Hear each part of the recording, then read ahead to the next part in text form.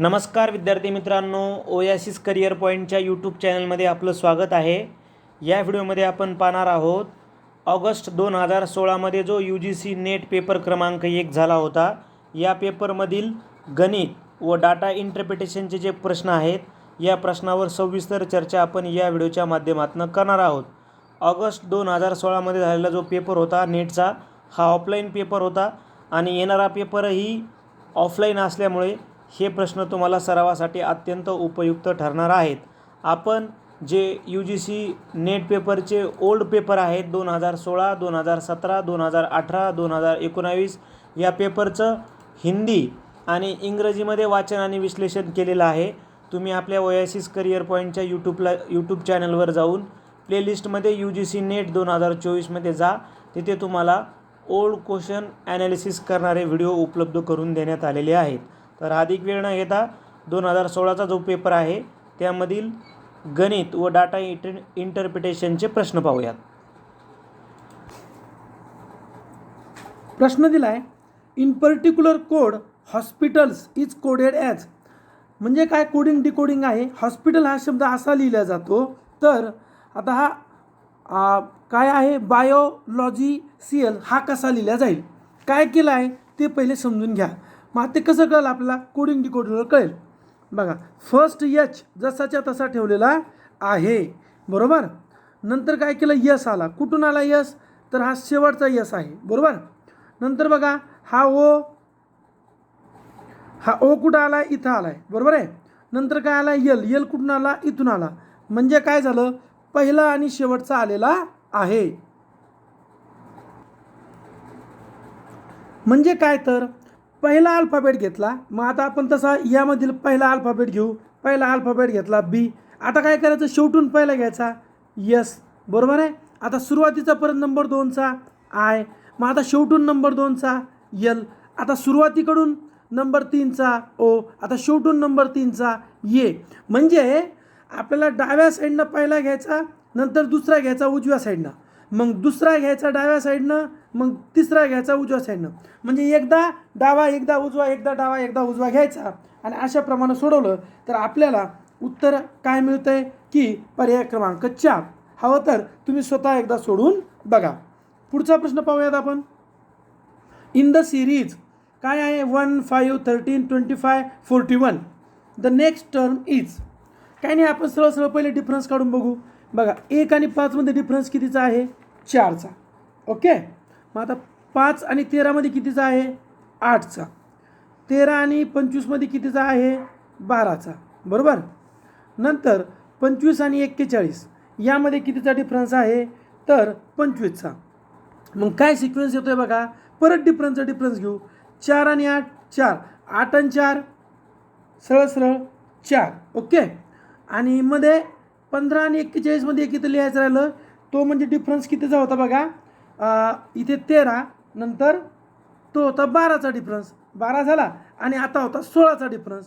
मग आता परत किती, 12 आणि 16, परत 4, परत 4, आणि पुढचा डिफरन्स कितीचा होता, 21चा। हा होता, काय करूयात आपण एकदा सरळ लिहून घेऊ, म्हणजे आणखीन लक्षात येईल। 1, 5, 13, 25 आणि 41, आता लक्षात येईल बघा चांगलं। यामध्ये डिफरन्स किती आहे, 4, बरोबर। यामध्ये डिफरन्स किती आहे, 8, इथे डिफरन्स किती आहे, 12, आणि इथे डिफरन्स किती आहे, 16। मग आता यामध्ये आपण पाहिलं तर 4 4चा डिफरन्स आहे, म्हणजे किती, सरळ सरळ बघा, 4 दुनी 8, 8 त्रिक किती, 4 दुनी 8, 4 त्रिक 12, 4 चौक 16, 4 पंचे काय येणार आता 20। म्हणजे जर आपण 41 मध्ये जर 20 मिळवले तर आपल्याला काय मिळेल, 61, पर्याय क्रमांक 3। प्रश्न आहे की at present a mother is 3 times older than her son, after 5 years the sum of their ages will be 70 years, the age of the mother after 10 years will be. Step by step जा। आपण सन घेतला समजा x, बरोबर ना।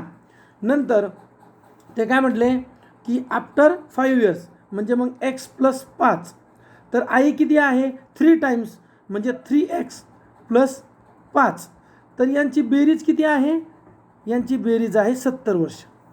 मग चला सोडवा. X आणि एक्स 4x बरोबर.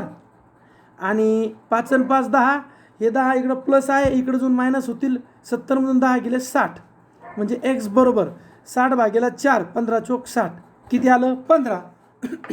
परंतु आपल्याला ते काय म्हणले की 10 वर्षानंतर आईचं वय किती असेल ना. मग आता 3x म्हणजे आई, 1x मिळाला 15, म्हणजे 15 गुणेला 3, मदरचं वय किती झालं आहे 45. 10 वर्ष ॲड केले, 45 आणि 10 55, पर्याय क्रमांक 2 बरोबर. पुढे चलूयात. इन द सिरीज AYD, आता 3-3चा गट आहे, त्यांचं प्रत्येकाचं काय करायचं आहे, पहिला अल्फाबेट घ्यायचा.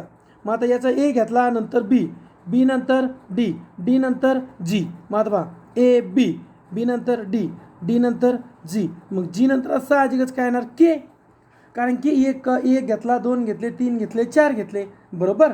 K किती ठिकाणी आहे, एकाच ठिकाणी आहे, म्हणजे आपलं उत्तर मिळालेलं आहे. जर तुम्ही वायचा फरक पाहिला तर -3 -4 रिवर्स आला, आणि जर शेवटचा डीचा फरक पाहिला तर +2 येणार आहे.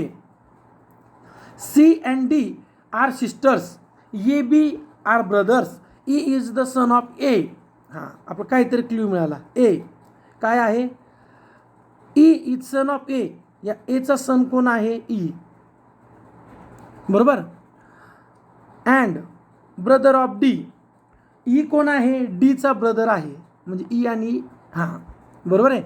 आणि D कोण आहे, Cची सिस्टर आहे, म्हणजे C आणि D सिस्टर, आणि E त्यांचा brother. B is related to C, मग एचा ब्रदर कोण आहे, B. मग जर हा एचा ब्रदर B आहे, म्हणजे E D आणि C या तिघांचाही B कोण आहे, काका, ज्याला आपण काय म्हणतो अंकल, पर्याय क्रमांक 3. पुढे पाहूयात. Anil played 8 cricket matches, the mean average of the runs was found to be 80. बरोबर आहे. मॅच किती खेळला आहे, 8, 8 गुणेला 80 बरोबर 640. आफ्टर प्लेइंग 4 मोर मॅचेस, म्हणजे 8 + 4 matches, the mean of the runs will be 70. काय झालं, 12 मॅचेस खेळला तेव्हा किती झाला ॲव्हरेज 70, म्हणजे 12 7 84, 840. तर शेवटच्या 4 मॅचचे रन किती, 840 वजा 640 करा, 0 0 आणि 200, ऑप्शन नंबर 3 बरोबर. चला पुढे पाहूयात. आता आपल्याला दिलं आहे की consider the following 2 tables, first and second. हे काय आहे की डाटा इंटरप्रिटेशन आहे, ज्यामध्ये दिलं आहे आपल्याला की there are total of 1049 students in science faculty. Okay, चला यावर आधारित आपल्याला सोडवायचं आहे. आपल्याला दिलं आहे की बघा स्टुडंट्स फॅकल्टी वाईज आणि foreign student in science faculty. आणि सायन्समध्ये आपल्याला विद्यार्थी दिलेत त्यांनी 1049 बरोबर आहे ना. पण कशामध्ये there are a total of 1049 students in science faculty, म्हणजे जी सायन्स फॅकल्टी आहे कोणत्या आहे, हे बघा ही सायन्स फॅकल्टी 23%, म्हणजे किती दिलं आहे 1049 बरोबर. आणि आता फक्त फॉरेन स्टुडंट जे सायन्समध्ये आहेत, American, Australian, African, Chinese, European, त्यावर आधारित आता काय प्रश्न आहे आपण पाहूयात. प्रश्न आहे की approximately what % of student in science faculty is that of a foreign student. आता हे इकडचे फॉरेन स्टुडंट होते ज्यांची बेरीज किती येते 112, कशी 79, 4, 2, 6 आणि 21.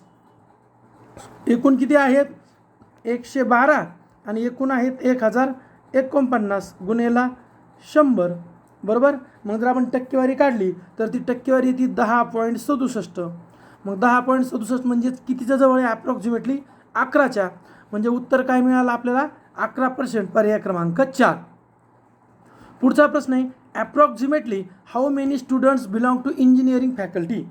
आता इंजिनिअरिंग फॅकल्टीमध्ये किती आहेत ते आपल्याला पाहायचं आहे, तर ते आहे 9% बरोबर, वरच्या डायग्राममध्ये दिलं आहे. मग आपल्याला माहिती आहे की 23% म्हणजे 1049, तर 9% म्हणजे किती, मांडा त्रिराशी. मग जर त्रिराशी मांडली की उत्तर येतं 410, पर्याय क्रमांक 2. आणि शेवटचा प्रश्न आहे बघा आपला की काय आहे प्रश्न, in case there are 34 European medical students, then approximately what is their percentage in the medicine faculty. मग बघा मेडिसिनमध्ये किती आहे 5% आहे. आपण पहिले काय करावं लागेल 5% म्हणजे किती, तर 23% म्हणजे 1049, तर 5 म्हणजे किती, त्रिराशी मांडली 1049 गुणिले 5/23, तर उत्तर किती येत आहे आपल्याला 228. म्हणजे 5% मेडिसिनची म्हणजे 228 बरोबर. तर ते म्हणले 34% म्हणजे किती, मग काय करायचं आहे आता 34 युरोपियन म्हणजे किती, 34/228 गुणेला 100 काटाकाटी केली की उत्तर मिळतं 15%, पर्याय क्रमांक 4. पुढचा प्रश्न पाहायचा आहे आपल्याला. आता पुढे पण आपल्याला काय दिलं आहे, पुढे आपल्याला असं दिलं आहे की a college has a total of 800 MCA students, 80% of whom are in MCA class 3rd and remaining are equally divided into class MCA 1st and MCA 2nd. The proportion of male and vegetarian students. म्हणजे नेमकं काय कमी शब्दात की एकूण MCAला 800 विद्यार्थी आहेत, त्यापैकी 80% MCA 3ला आहेत आणि 1 आणि 2मध्ये सारखे डिवाईड केलेत, ज्यामध्ये फिमेल आणि व्हेजिटेरियनचं पर्सेंटेज दिलं आहे. याचा अर्थ नॉन व्हेजिटेरियन आणि मेलसुद्धा आहेत.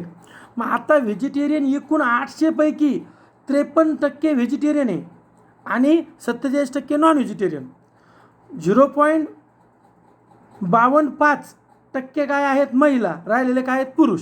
मग आता त्याचं प्रोपोर्शन बघा, एकूण विद्यार्थी किती आहेत बघा, टोटल विद्यार्थी आहेत 800. ठीक आहे, आपण आता ते प्रमाण काढू. टोटल आहेत किती 800 पैकी 80% MCA 3, 80% म्हणजे 8 8 64. थर्ड इयरला किती आहेत 640 बरोबर. मग आता खाली किती राहिले ते बघा. आता 840 जर आपल्याला मिळालेले आहेत तर खाली राहिलेत 160 म्हणजे इथं किती 80 आणि इथं किती 80, कारण दोन्ही ठिकाणी इक्वल आहेत ना, divided between class 1 and class 2. Okay. मग आता 0.52% म्हणजे किती कशाच्या 800च्या. मग 800 गुणेला 0.52 जर केलं तर आपल्याला किती विद्यार्थी मिळतात, तर आपले विद्यार्थी मिळतात 420 बरोबर. पण 420 म्हणजे किती ते काढावे लागतील ना, इथं टक्केत काढायचं आहे बघा. 40%, 80चे 40% म्हणजे किती 8 चौक 32, 45% म्हणजे किती झालं तर ते येतात 36. मग आता इथं आले 32 ना, मग इथं खाली 80तून 32 गेले, खाली किती राहिले 48 बरोबर. मग 48 म्हणजे किती टक्के, तर ते येतात 60%. ओके, 0.60. आणि हे 420 म्हणजे किती टक्के, तर जर आपण काढलं तर बघा ना 420 800ला किती येतात 0.55% बरोबर. मग आता असं काढलं की आपल्याला फायनल कसा डायग्राम मिळतो ते आपण पाहूयात. फायनल असं तयार होईल बघा.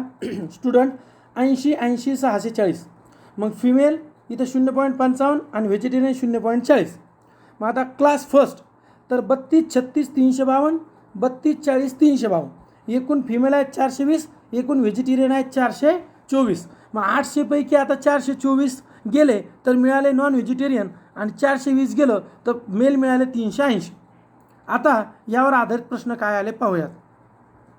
What is the percentage of female student in MCA class 3rd, तर हे आपण आत्ताच काढले 0.55%, ऑप्शन नंबर 4.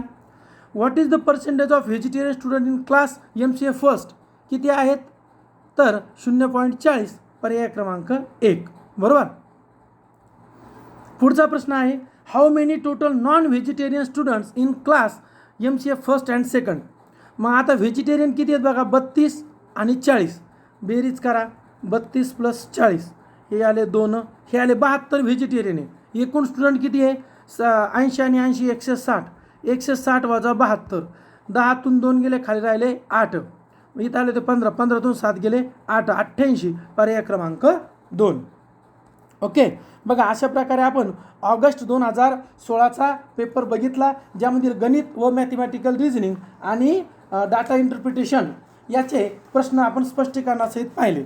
स्वतंत्र पूर्ण पेपरचे इंग्लिश प्रश्नोत्तराचे वाचन आपल्या व्हिडिओ उपलब्ध आहे, तसेच हिंदीमधून वाचन आणि संपूर्ण स्पष्टीकरणसुद्धा उपलब्ध आहे. तुम्ही ओएसिसला कनेक्ट होऊ शकता यूट्यूब, टेलिग्राम, व्हॉट्सअप, इंस्टाग्राम आणि फेसबुकला. स्वतंत्र सेटनेटसाठी आपलं चॅनल आहे सेटनेट स्टडी 2024 नावानं, ज्याची लिंक या व्हिडिओच्या डिस्क्रिप्शन बॉक्समध्ये आहे. व्हिडिओ आवडला तर लाईक करा, आपल्या मित्रांना शेअर करा, तसेच ओएसिस करिअर पॉईंटचे यूट्यूब चॅनल सबस्क्राईब करा. धन्यवाद.